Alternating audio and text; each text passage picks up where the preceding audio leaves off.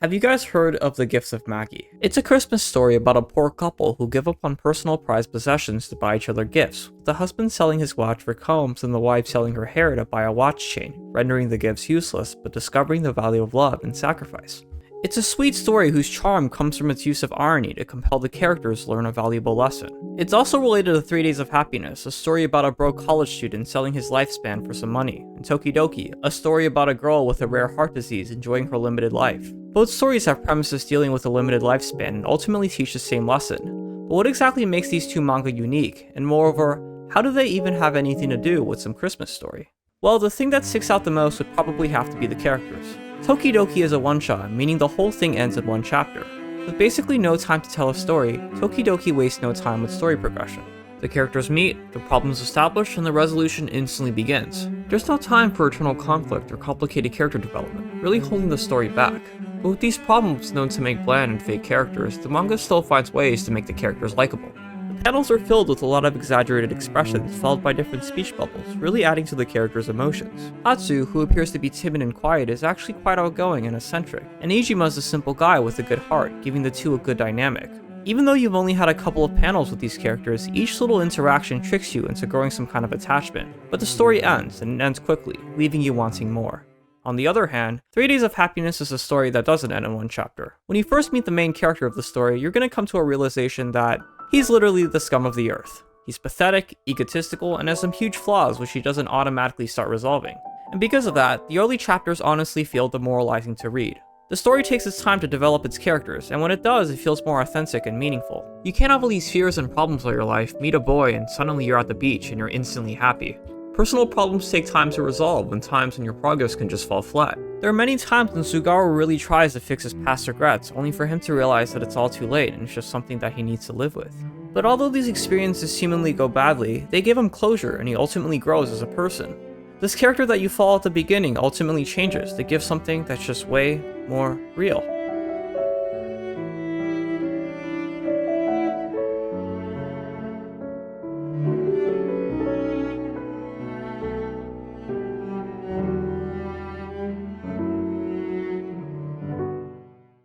Even though it may seem like it, this video isn't to say that 3 Days of Happiness is better than Tokidoki. Although I want Tokidoki to be longer and more fleshed out, I think its length is appropriate for the way I want to tell its story.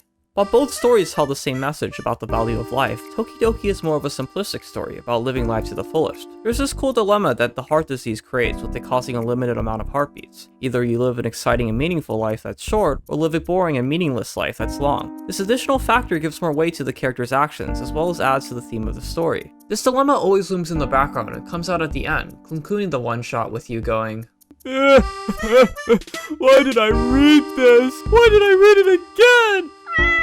Whereas Tokidoki is a lighthearted story, 3 Days of Happiness is more a story about self-discovery. Sugaru spends a lot of time exploring his past and understanding what he wants to do with his life. The story beats are way more stoic, but also very fulfilling, being very personal and in a sense, relatable. I think everyone at one point in life has had some long-term goal or ambition.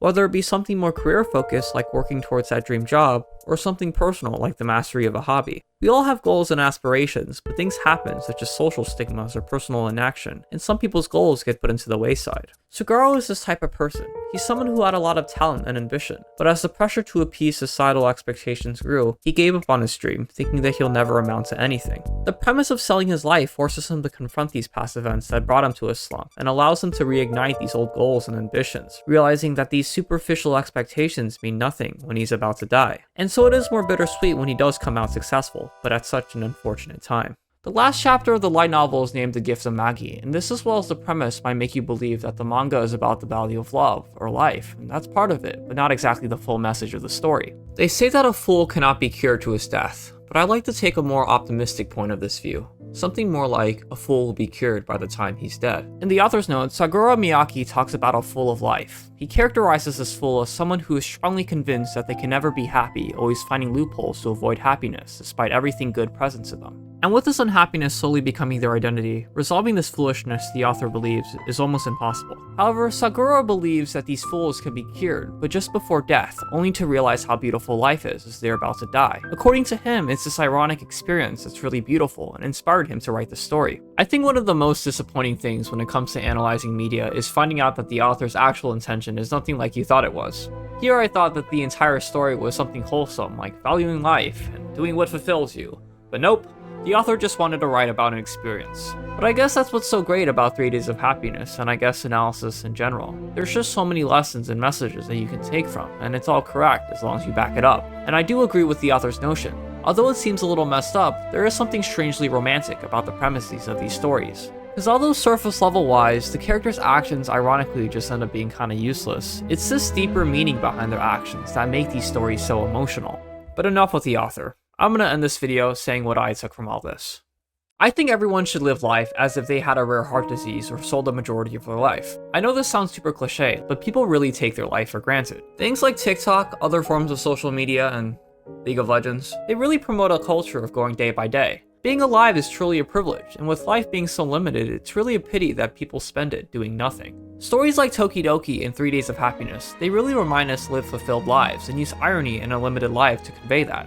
Live life in ways that make you satisfied, because in the grand scheme of things, and just when you're about to die, nothing else really matters.